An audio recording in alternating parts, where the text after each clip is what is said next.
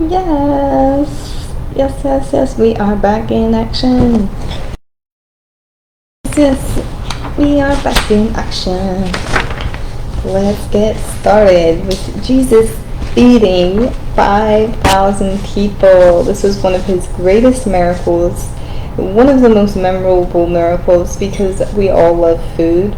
I think that is the reason. We all enjoy food. We all enjoy gathering and coming together and abundance especially, right? So this was a great story of abundance, of food, of camaraderie. So let's go ahead and talk about it. We're going to start with a quote. This quote is, again, something that we can try to incorporate, but seems a little bit rando. But let's read it. Since wars begin in the minds of men, it is in the minds of men that defenses of peace must be constructed. And this was from a Constitution of the United Nations Educational, Scientific, and Cultural Organization, a quote from 1946. So let me read it one more time. Since wars begin in the minds of men, it is in the minds of men that the defenses of peace must be constructed. So that is true, very applicable. If all of this chaos, right, can start and form in our minds, can you imagine all the good that can come out of them as well? We have these defenses of peace. What would be a great defense of peace? Food, right? Food, right? Food, shelter, those sorts of things. Infrastructure, to get more technical, but really it starts with a very simple base, which is caloric nutrition, because that is how we all survive here on this planet at this time.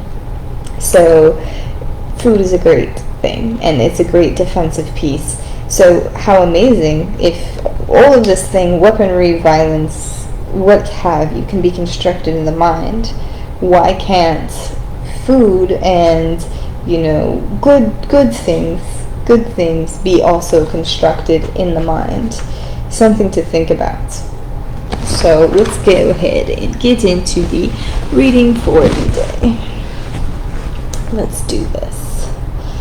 So we have John chapter 6 verses 1 through 15. Sometime after this, Jesus crossed to the far shore of the Sea of Galilee, that is the Sea of Tiberias, and a great crowd of people followed him, because they saw the signs he had performed by healing the sick. Then Jesus went up on a mountainside and sat down with his disciples. The Jewish Passover fest was near. When Jesus looked up and saw a great crowd coming toward him, he said to Philip, "Where shall we buy bread for these people to eat?" He asked this only to test him, for he already knew what he had in mind, or he already had in mind what he was going to do. Philip answered him, "It would take more than half a year's wages to buy enough bread for each one to have a bite."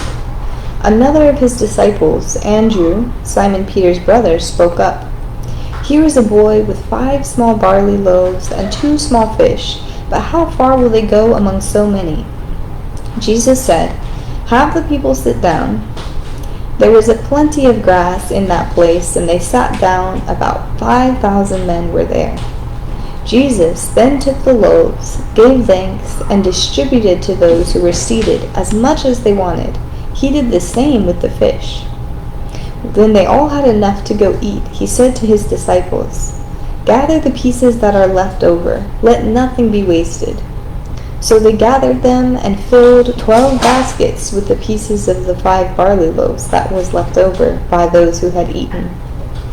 After the people saw the sign Jesus performed, they began to say, "Surely this is the prophet who has come into the world."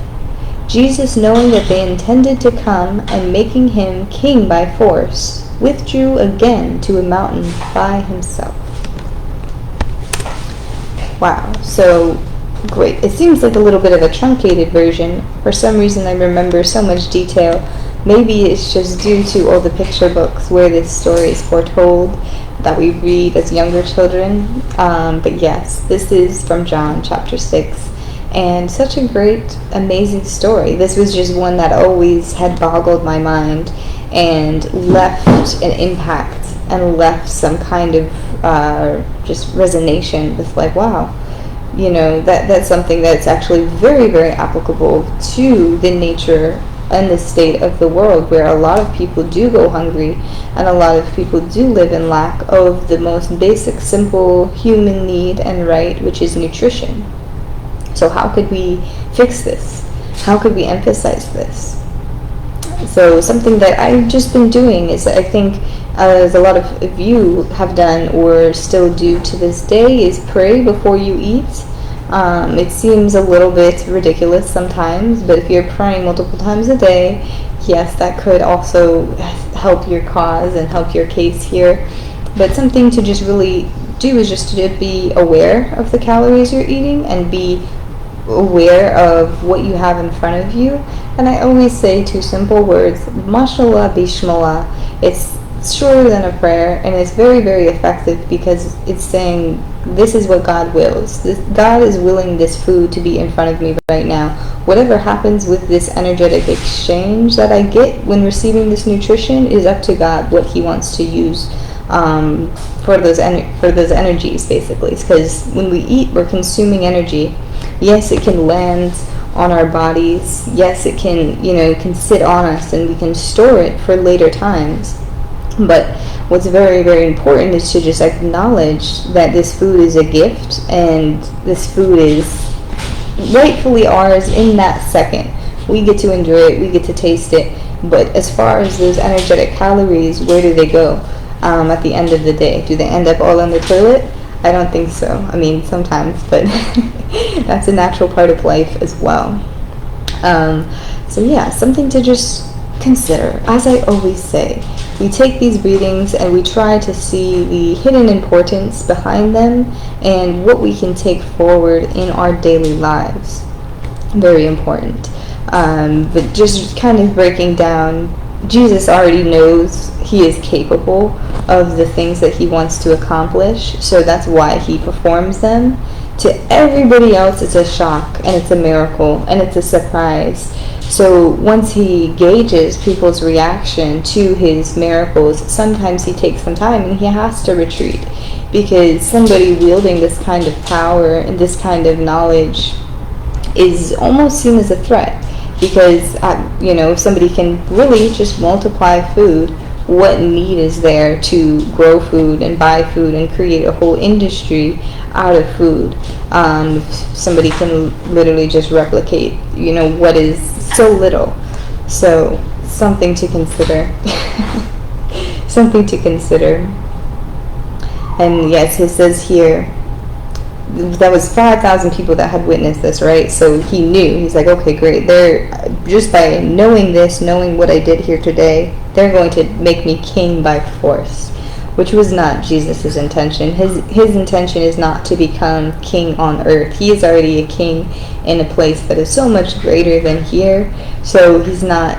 His goal is not to be the ruler over a bunch of people. That's not what His mission is. That's not what His intention is, and it never was.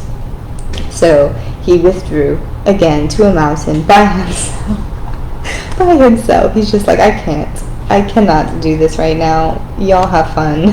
Goodbye. But yeah, that was that. Now, speaking on the kingdom of heaven, I believe we're going to go into that next. Oh, actually, we're going to do something a little different, and then we're going to talk about the kingdom yet again. Oh, we're doing more evil spirits. I think the kingdom is probably coming later. Yeah, that's actually much later. So disregard that side note there. Let's talk about Peter identifying Jesus as the Christ. So this is also a very important message. Now let's go ahead and see and look into what it says about that. I will talk to you in a split second.